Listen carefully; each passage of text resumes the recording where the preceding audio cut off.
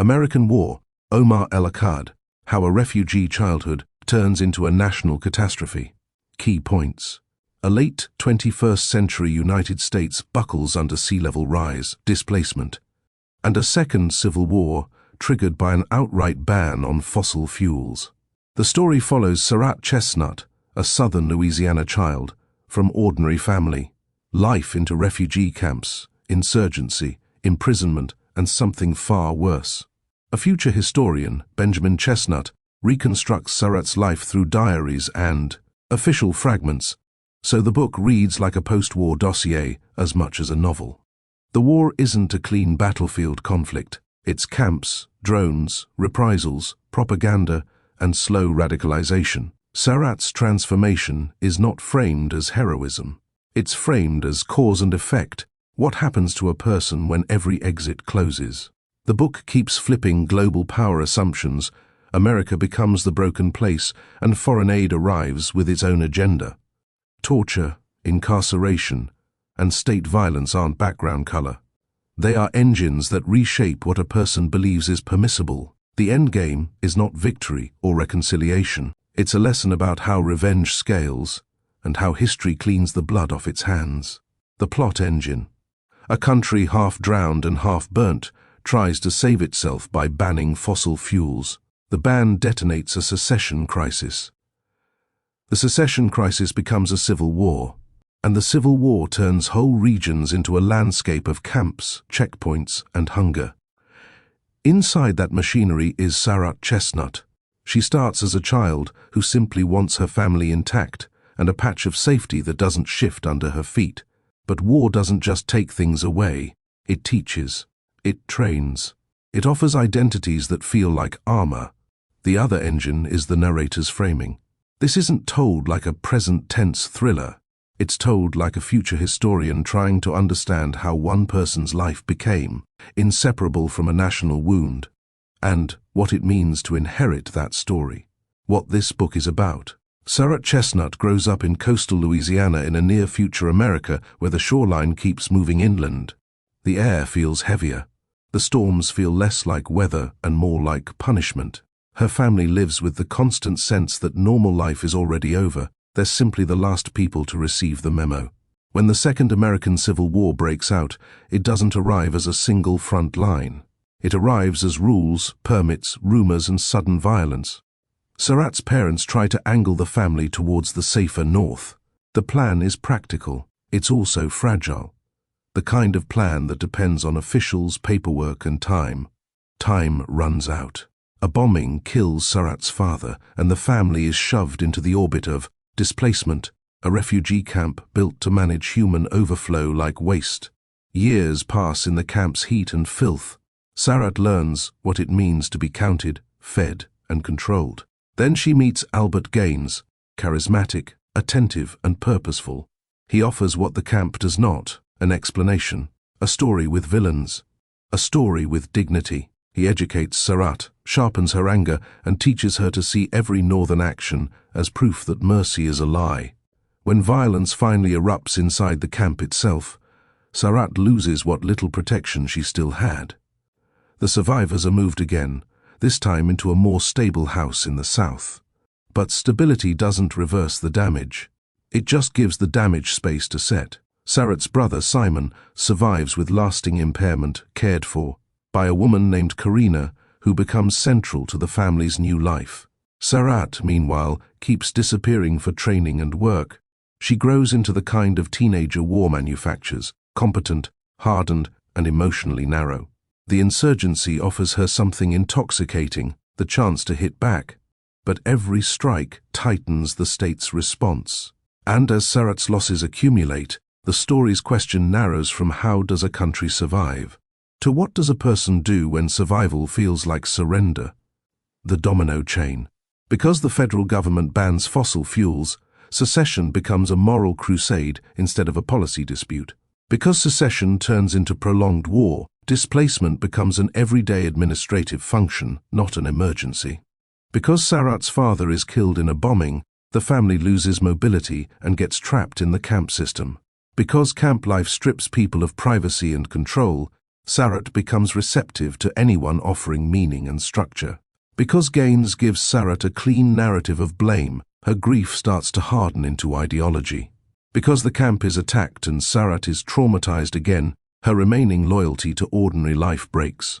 Because the South offers insurgency as identity, Sarat's skill and anger become assets rather than injuries. Because each act of resistance triggers harsher retaliation, the war teaches Sarat that restraint only helps the enemy. Because Sarat's personal losses keep arriving, vengeance stops being a choice and starts feeling like the only coherent self. Why it works and what might not, what it nails. The book's greatest trick is the inversion. It takes images many readers associate with other places: refugee camps, foreign-funded insurgencies, detention, islands, radical recruiters, and relocates them into an American future that feels uncomfortably plausible. The effect is not novelty, it's moral pressure. It also nails the slow build mechanics of radicalization. Sarat isn't written as a monster who appears fully formed. She's written as a person whose options shrink. Each stage removes one more exit: safety, family, trust, ordinary ambition. In that vacuum, the story of revenge doesn't just tempt, it organizes her entire internal world. Finally, the dossier-like structure matters. The interleaving of personal testimony with official fragments makes the story feel like history, not entertainment. It keeps asking a secondary question, not only what happened, but who gets to narrate what happened. What might not work for everyone. The timeline leaps can feel abrupt. The story sometimes jumps forward after a huge emotional event, and you're forced to catch up to a new version of Sarat without being walked there gently. Some readers will love that documentary sweep, others will want more continuous intimacy. A few side characters can also feel underused compared to Sarat's dominance. The narrative is so focused on her trajectory that some relationships register as signals, moments of warmth or warning, rather than fully developed arcs in their own right. And it is, by design, bleak. The book doesn't offer comfort. If you want dystopian fiction that rewards you with catharsis, this one may feel like it's taking something from you and refusing to give it back. Key characters: Sarat Chestnut, a girl from coastal Louisiana whose life is shaped, then weaponized, by displacement and war. Martina Chestnut, Sarat's mother, fighting to keep a family intact inside systems designed to break families apart. Benjamin Chestnut, Sarat's father, trying to move his family towards safety in a country that now treats movement as a privilege. Simon Chestnut, Sarat's older brother, whose survival comes with lasting vulnerability. Dana Chestnut, Sarat's twin sister, raised alongside her in the same pressure cooker of loss and adaptation. Albert Gaines, a recruiter and mentor figure who feeds Sarat a story of blame and purpose. Joe, a foreign-linked fixer whose presence suggests the war is useful to powers far beyond America. Karina, a caregiver who becomes central to Simon's life and a stabilizing force in the family's aftermath. Themes and ideas. War as a factory for identity. Sarat doesn't choose violence in a vacuum. Violence becomes the only role that reliably rewards her with meaning and agency after. Everything else is stripped away. Home, school, normal ambition, even grief. Displacement as a long-term injury. The camp isn't a chapter, it's a mold. It teaches Sarat that her body is managed by institutions that don't know her name, and that the future is something you're allocated, not something you build. Revenge as a scalable technology. The book keeps pushing the same question. Up levels of magnitude. What happens when personal pain is given political permission? What happens when a person's private grief is offered public targets? The politics of narration. The framing device matters because it exposes how history domesticates horror. Sarat's life becomes an account, a record, and a case. The distance between lived suffering and archived suffering becomes one of the story's quiet accusations. Cruelty that claims to be necessary. Detention, torture, security measures are presented not as isolated evil acts, but as systems with paperwork, routines, and justifications, the kind that survive any particular administration, because they are easy to defend in the language of safety. Full plot summary. Spoiler warning. The section below reveals the full plot and the ending. In the mid to late 21st century, climate damage and mass displacement reshape the United States. The federal capital moves and the government passes the Sustainable Future Act, banning fossil fuels nationwide. The ban triggers furious backlash. After an assassination and escalating unrest, several southern states secede and the Second American Civil War begins. South Carolina is quickly rendered inert when the federal government unleashes a biological weapon known as the slow, leaving the state quarantined and ruined. Texas becomes entangled in conflict with Mexico, and the Southern Rebellion consolidates around a smaller core of states still able to fight. Over time, the war shifts from conventional front lines into insurgency, raids, drones, and reprisals, a grinding conflict that turns civilians into infrastructure. Sarat Chestnut is 6 when war begins. Her family lives in a precarious, half-flooded Louisiana. Sarat's father, Benjamin, tries to secure permission to move the family north. Before that can happen, he's killed in a bombing at a federal building. Martina, now a single mother, drags Sarat, Dana, and Simon into the refugee system, eventually landing in Camp Patience near the contested border. Camp Patience is a long, humiliating education. Sarat learns the rules of scarcity, queues, rations, sickness, and the constant threat of being moved again. She also learns how anger spreads. In 2081, when she is 12, Sarat meets Albert Gaines, a Southern recruiter. With the smooth patience of someone who knows exactly what he's building, he gives her books, music, attention, and a story in which the North is not just an enemy, but an occupying force that must be hated without compromise. Gaines introduces Sarat to Joe, a man tied to the Boazizi Empire, a powerful overseas bloc that provides aid and support in ways that keep the United States weak and divided. The war is not only local, it's useful to outsiders. Then Camp Patience is attacked. Armed men storm the camp and slaughter refugees. Martina is killed. Simon is shot in the head and survives with severe impairment. Sarat and Dana survive by hiding.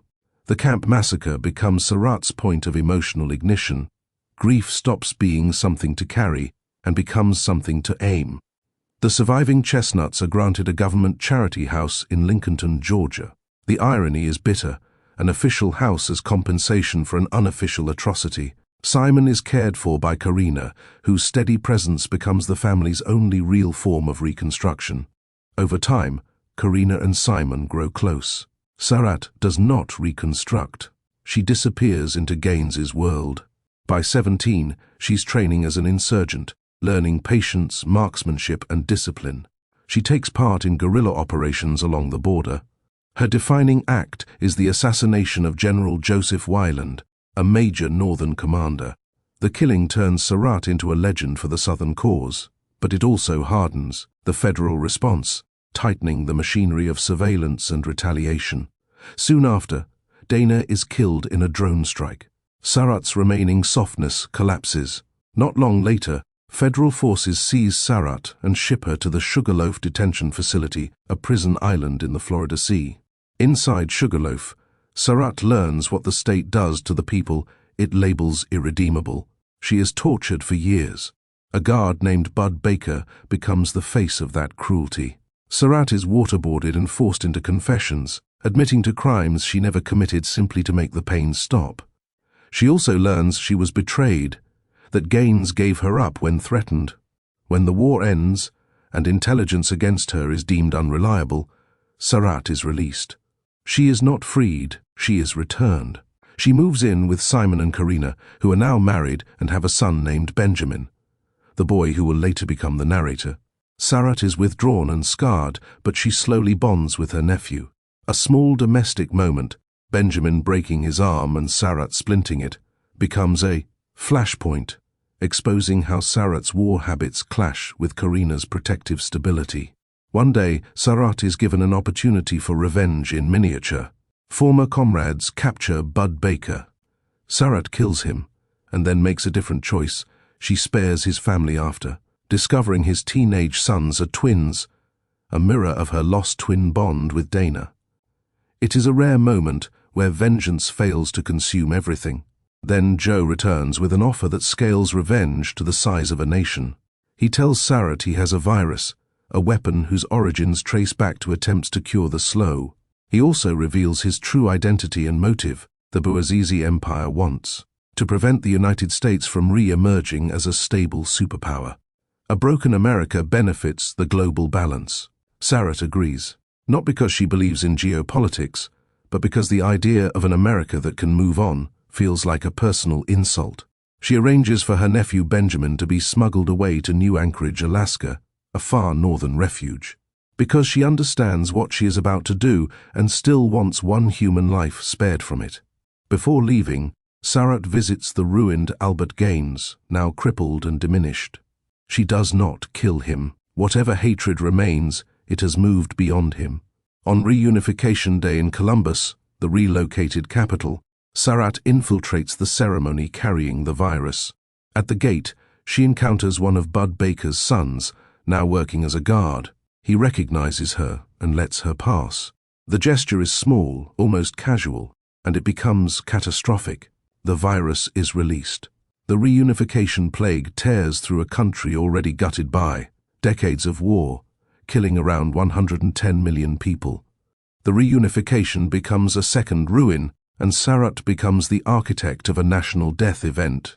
Benjamin grows up in New Anchorage and becomes a historian of the war.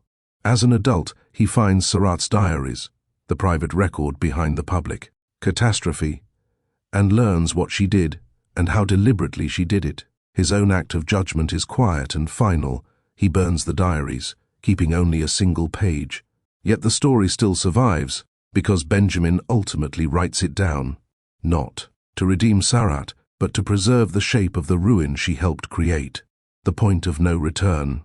The point of no return is when Sarat agrees to Joe's plan and sends young Benjamin away to Alaska. In that moment, she cuts her last tether to ordinary life. She doesn't just decide to hurt her enemies. She chooses a future where she can never return, even in her own mind, to being anything other than the weapon war made. The domino chain, cause, effect.